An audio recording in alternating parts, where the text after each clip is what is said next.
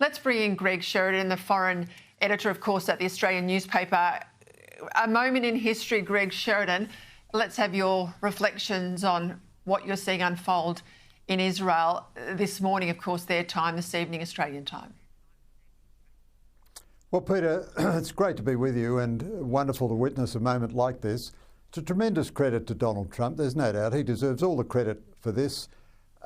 He brought this about through the exercise of his will, through his influence with the Gulf Arabs and his influence with Israel. In a sense, he gave Benjamin Netanyahu compelling cover to resist, Smotrich and Ben-Gvir, the extreme right-wingers in his own government, who didn't want this deal, and to make peace.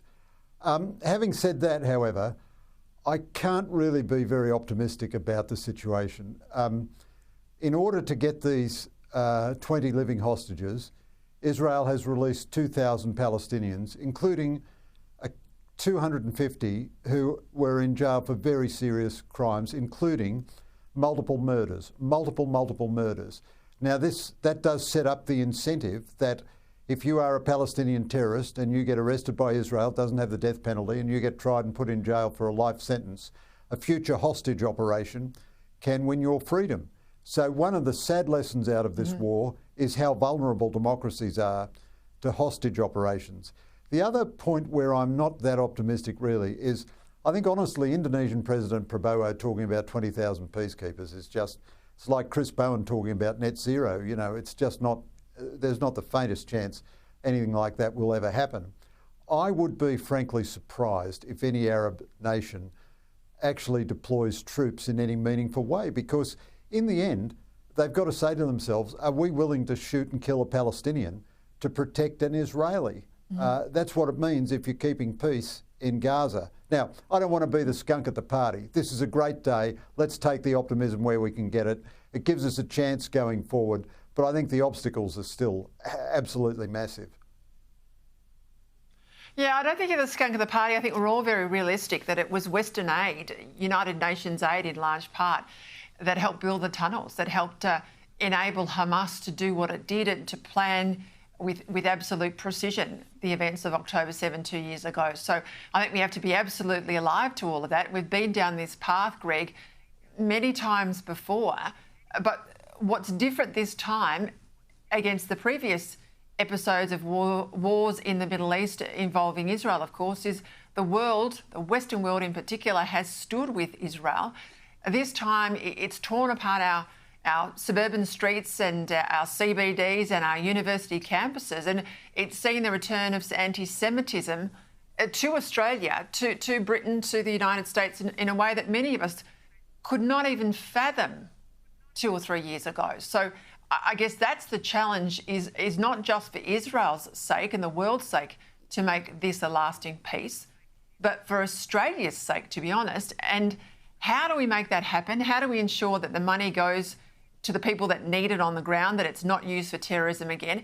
And how are we so confident, or can we be confident, that the regime that will run Gaza, forget your committee because that'll come and go, that the regime that runs Gaza is not going to be Hamas by another name?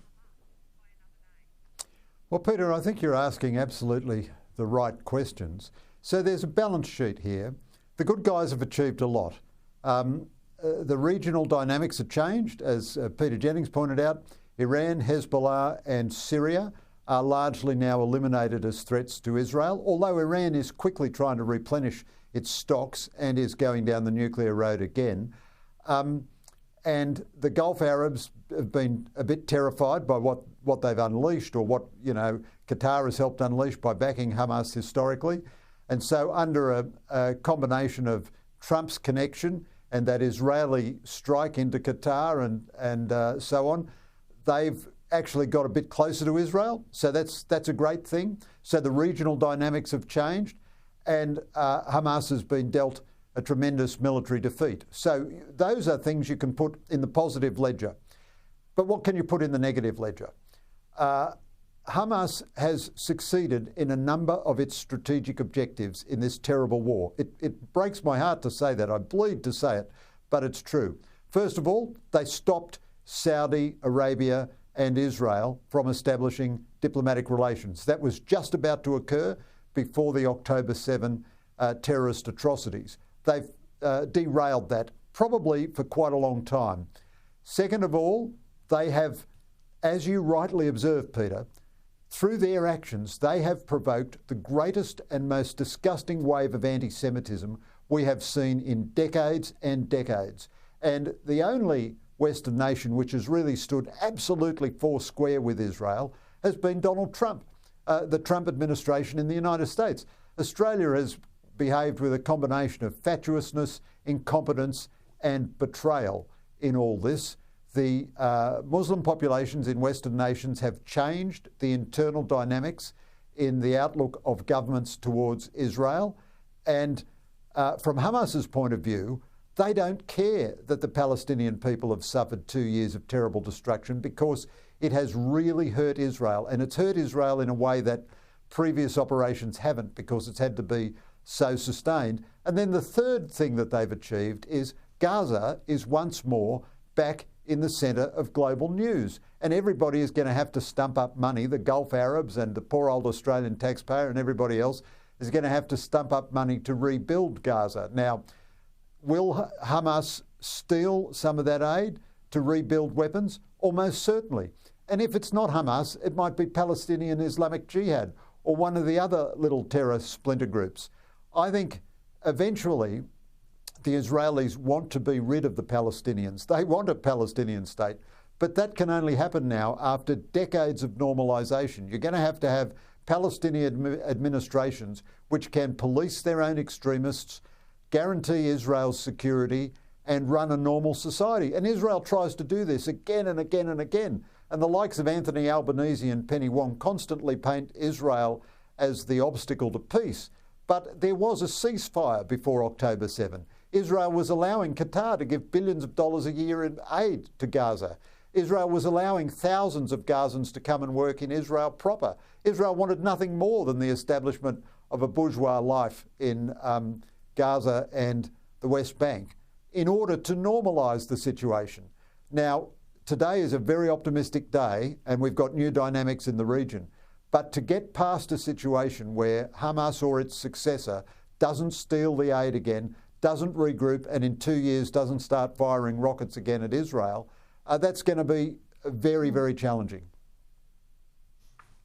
Greg, I'm going to bring in Tony Abbott in a moment, but just before I do, and this is off the topic of the Middle East, but just quickly, in the United Kingdom, there's been the abandonment of the investigation into allegations of senior political staff connected to the Prime Minister of Britain and in and around the government bureaucracy involved in, it's said, spying for Beijing.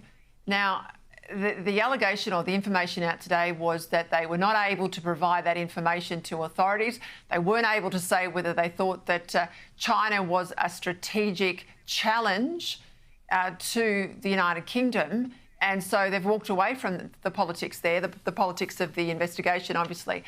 What's your thoughts on this? Because this is a concerning development, and reports are today that the Trump administration has raised this with 10 Downing Street. Well, this is an absolute debacle on the part of the Brits. You know, The Economist magazine described the Starmer government last week as just being completely aimless. It is an aimless government. And this is a shocking breakdown in basic security. One interpretation, which is being widely put in the British media, is that the British government is so much on its knees economically and everything that it simply didn't want to offend China by designating it as a strategic challenge or a strategic enemy. Now, if espionage legislation is so loose that you've got to designate someone formally as an enemy before you can prosecute allegations of spying for them, then the Brits need to smarten up their legislation, quick, smart. But this has the stench of British weakness, being unwilling to offend Beijing, of the Starmer government just being all over the shop at sixes and sevens. Dear God, they've got years of their term to run. They've got a massive parliamentary majority, and they look like they're hanging on by their fingernails. And this, this has to be seen also in the light of their moves against Israel. They've surrendered in large measure to the extremists on their streets, not totally, but in substantial measure. And now they can't even prosecute an espionage case which involves China because that's too sensitive. This is a very poor look for the Brits. I'll leave it there. Thank you very much, Greg Sheridan.